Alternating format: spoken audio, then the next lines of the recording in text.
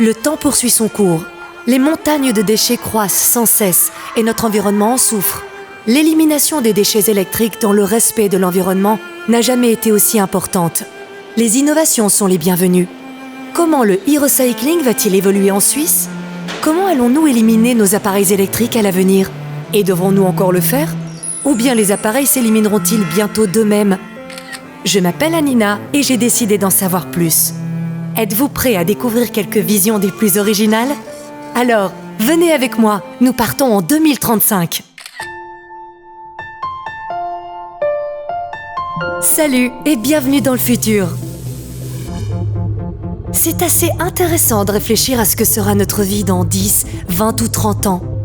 De savoir, par exemple, dans quelle mesure l'intelligence artificielle aura un impact sur les appareils électriques. Prenons mon réfrigérateur. Sera-t-il capable de parler, de penser, de faire lui-même des courses ? Et, en dernier lieu, de s'éliminer tout seul ? Stefan Breit est futurologue au Gottlieb Duttweiler Institut.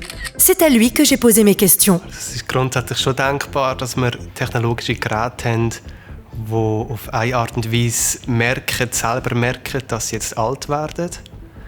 Ich glaube aber, was eher realistisch ist, dass es eigentlich eher spezifische Roboter oder Geräte gibt, die andere Geräte werden entsorgen. Bon, je le reconnais. L'idée que des appareils électriques s'éliminent tout seuls est une vision future très éloignée, si tant est qu'elle se réalise un jour. Mais ce qui arrivera avec certitude, c'est que la prise en compte du recyclage jouera un rôle central dès la conception des appareils électriques. C'est ce qu'on appelle le Design for Recycling.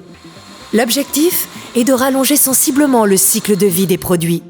Par exemple, en faisant en sorte que les appareils défectueux puissent être réparés plus facilement. Et en concevant les produits dès le départ, de manière à pouvoir recycler autant que possible tous les matériaux constitutifs d'un appareil.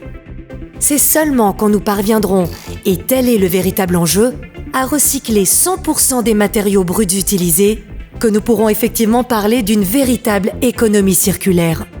Pour comprendre ce qu'est une économie circulaire, j'ai rencontré Albin Kellin, qui s'est intéressé à ce sujet pendant toute sa carrière. Unsere Wirtschaft ist linear aufgebaut. Das heisst, am Ende geht alles in Abfall. Und wir verlieren Ressourcen. Das heisst, wir müssen da ändern, komplett ändern. Das heisst, wir müssen schauen, dass wir die Ressourcen nicht linear haben, sondern dass wir sie in einen Kreislauf hineinführen. Und das ist wahnsinnig schwierig, weil es ein anderes Denken ist. Also Sens ist ein Vorreiter, weil sie durch das System Sens den Kreislauf schließt. Das heisst, das System quasi so konzipiert, dass die Rohstoffe zurückkommen.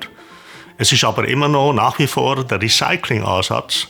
Das heisst, es fehlt immer noch das Design der Produkte, der Elektrogeräte, wo so muss sein, dass wir die Rohstoffe im Kreislauf führen können, dass wir die Qualität nicht verlieren und dass sie sicher sind, dass sie nicht giftig sind. Pour Swiss Recycling, la Fédération des systèmes de reprise suisse, le thème du Design for Recycling est également une question essentielle. Ich glaube, die Rezyklierbarkeit wird ein Standard werden, auch die Reparierfähigkeit, dass man den Lebenszyklus verlängern könnte. Das werden Standards, die ganz normal werden sein für die nächste Generation. Autre sujet d'avenir intéressant, la détection automatique des polluants. En effet, une des difficultés du e-recycling est que l'on ne sait jamais exactement ce qu'il y a dans les appareils livrés.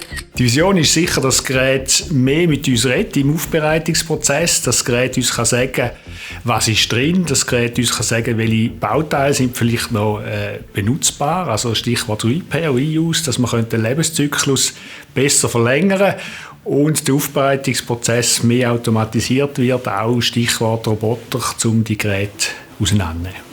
La numérisation et l'intelligence artificielle simplifieront le recyclage des appareils à l'avenir. Mais même dans 30 ans, une chose n'aura pas changé. Pour que les citoyens adhèrent au e-recycling, il faut que l'élimination des appareils reste pratique et confortable. Il est vrai qu'aujourd'hui, tout est déjà très facile. Mais nos modes de vie changent eux aussi. Dans les zones urbaines, seul 1 ménage sur 4 possède désormais une voiture. Ne serait-il pas bien plus simple et plus écologique de ne plus devoir apporter les déchets électriques au centre de collecte et de les faire enlever chez nous, par la poste par exemple?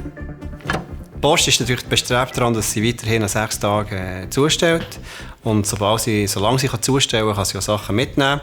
Und es macht wirklich keinen Sinn, wenn man mit einem Fahrzeug voll aus einer Poststelle rausfährt und leer zurückfährt. Und darum geht das nachhaltig mit Elektrofahrzeugen und in Synergie, also ohne hohe Zusatzkosten.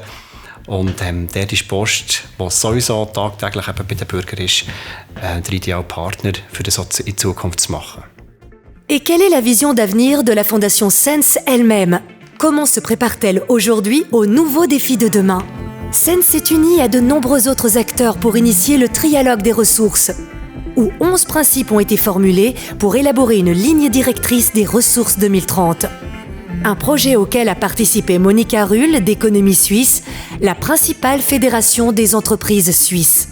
Ja, ich bin sehr zufrieden mit dem Ergebnis und mit der Zusammenarbeit im Rahmen von dem Ressourcentrialog. Wir haben gemeinsam der Ressourcen- und Abfallbewirtschaftung eine Zukunft gegeben. Wir haben auch gemeinsam ein Verständnis geschafft für Kreislaufwirtschaft.